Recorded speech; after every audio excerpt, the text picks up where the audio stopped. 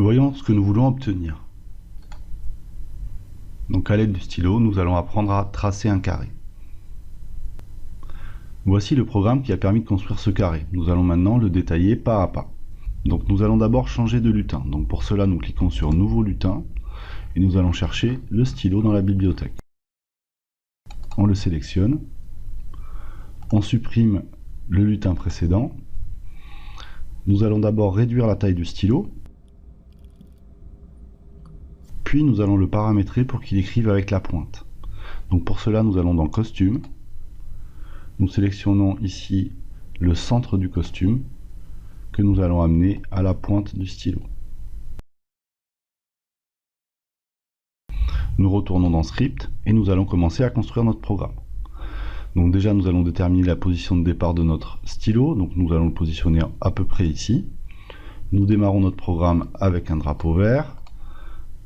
Et nous allons amener au début le stylo à sa position initiale avec cette instruction. Ensuite, nous allons utiliser les instructions du stylo.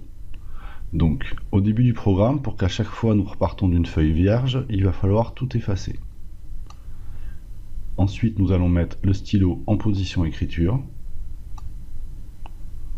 Nous allons déterminer la taille du stylo.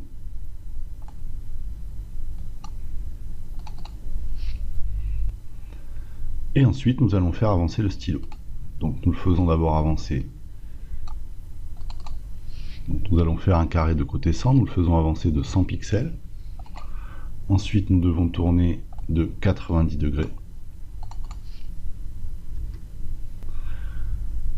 Après le tracé du premier côté, nous allons faire attendre pour pouvoir voir notre construction se faire au fur et à mesure. Et nous allons dupliquer ces trois blocs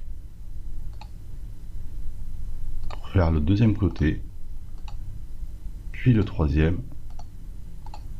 puis le quatrième. Voyons ce que ça donne.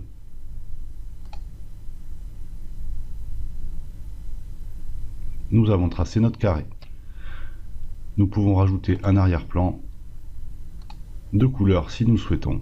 On sélectionne une couleur et on remplit l'arrière-plan avec la couleur choisie.